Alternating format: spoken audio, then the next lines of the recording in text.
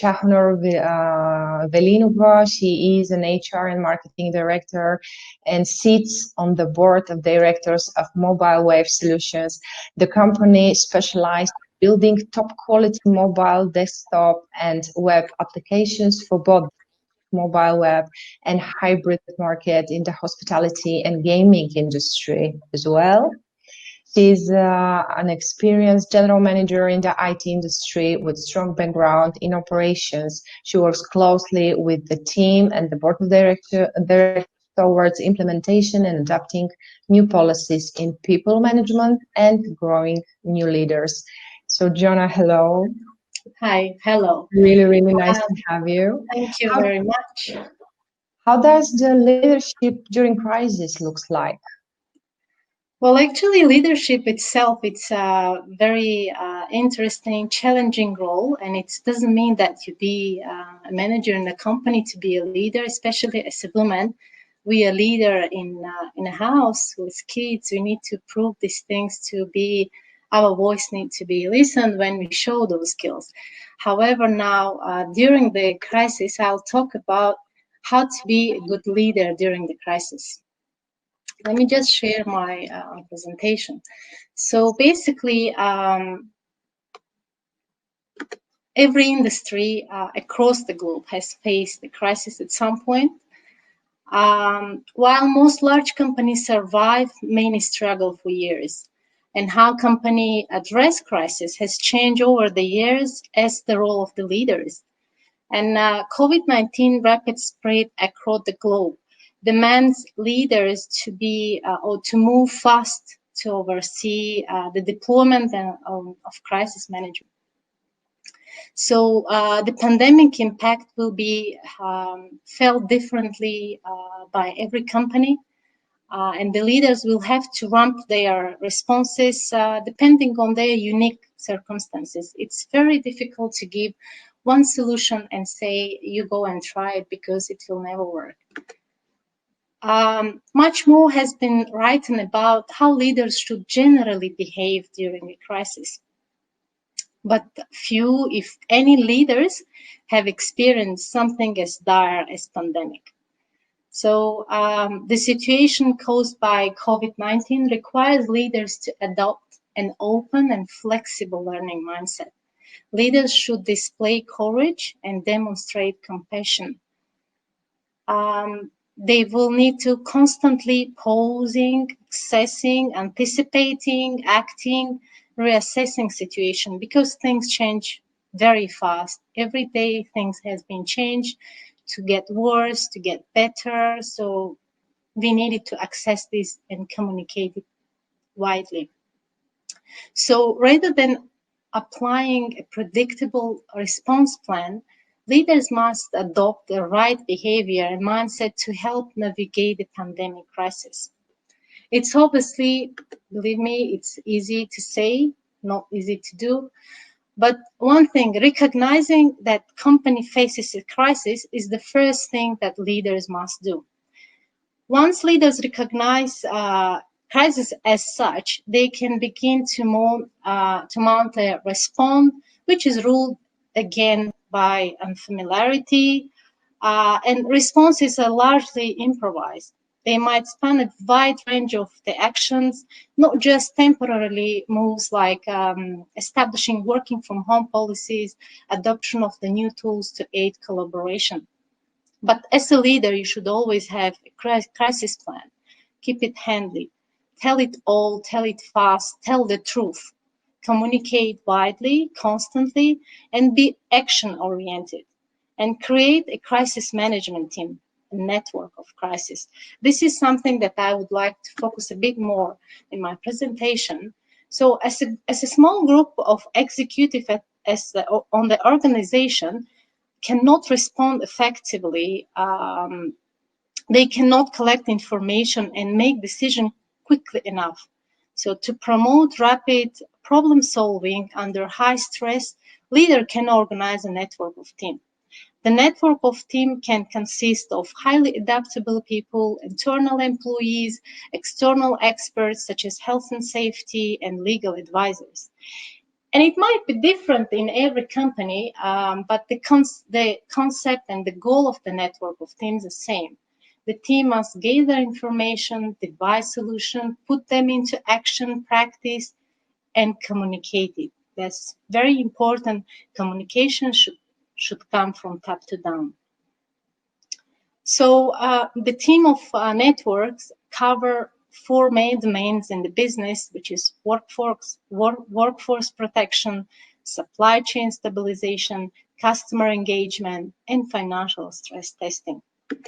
So as a leader, the role of leader in the team of network, of course, first of all, foster collaboration and transparency across the team. Promote psychological safety, allowing open discussion, ideas, and questions without fear of impact. So this enables the network of teams to make sense of situation, how to handle it through healthy debate. Project confidence that the organization will find a way through the crisis, whilst not disregarding the state of uncertainty. I'm very glad that the statement, emergency statement, which Bulgaria government has established was really, really helpful.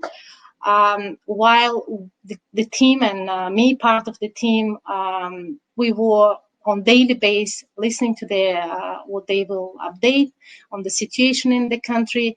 And while we were doing our processes, implementing new rules in the company, we were aligning and making sure that we are in alignment with the government, and it was indeed very helpful. Another main aspect and the skills, I think, for being a good leader during tough time is demonstrate empathy. So during crisis, it's more important for leaders uphold vital aspect of their role, making sure that they bring positive difference in people's lives. Since each crisis affects people differently, leaders should pay careful attention to how people are struggling and take corresponding measures to support them. Leaders should acknowledge personal and professional challenges that employees and their loved ones experience during the crisis. Just an example that a few other speakers bring today, the working parents, as schools, nurseries, kindergarten shut down, we ended up being at home, full mothers or full fathers, full employees, and we needed to somehow combine and find a way of multitasking the situation. It was very difficult in the beginning, but somehow we all get used to this because we knew the reason of this. And as a leader, we needed to ensure that people, our team, they know that we understand them, we understand the situation, we support them. I had several calls, sometimes with team leaders in our company, and out of the blue, we talked that there was not a good time, and several times they called to speak. And I say, you know what? When people work from home, it doesn't mean they're available at any time. One-to-ones, any call for catch-up should be planned because you don't know what they are doing, especially parents. So this is how you need to demonstrate empathy. Communication is really important for any leader, especially during the difficult times. Maintain transparency and provide frequent updates. Take special care to see that each audience concerned, question, are interested, are addressed on time. Ensure members of the crisis response team speak firsthand about what they are doing. So the team which we have created, crisis management team, they need to report to the management to tell what their idea, what they are planning to do, what they are planning to communicate. So before its message went to the rest of the team, management should be aligned and agree with the message that the crisis management team will be communicating with the rest of the team.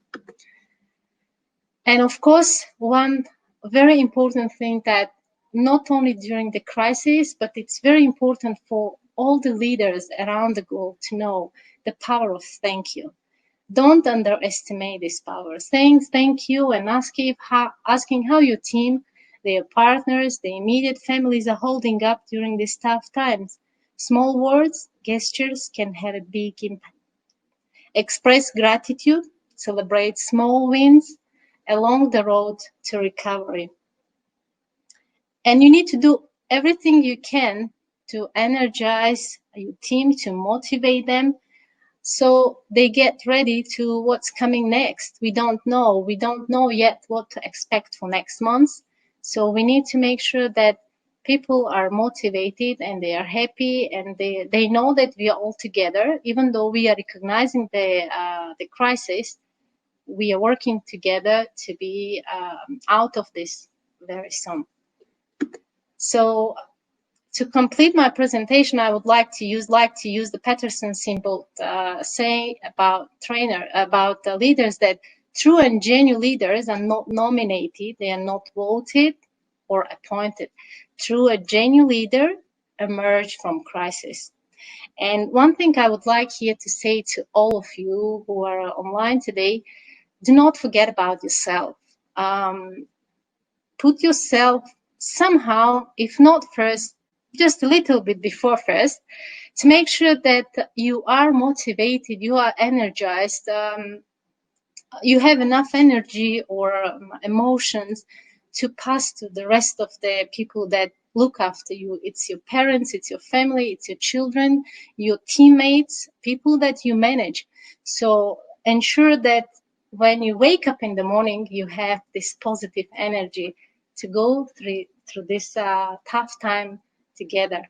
And thank you very much for all the presenters. It was indeed very helpful, and we share some thoughts, some message repeated, but they were in different content. And I thank everyone. I thank Diljana for invitation. Attending BLEX 2020 was my pleasure. Thank you so much. It was really inspiring, your words. Thank you very much for that. So empathy, communication, fun, trust, and maybe gratitude. Is that in general what we talk about? Really, really nice panel. Thank you, ladies, so much. I would love if you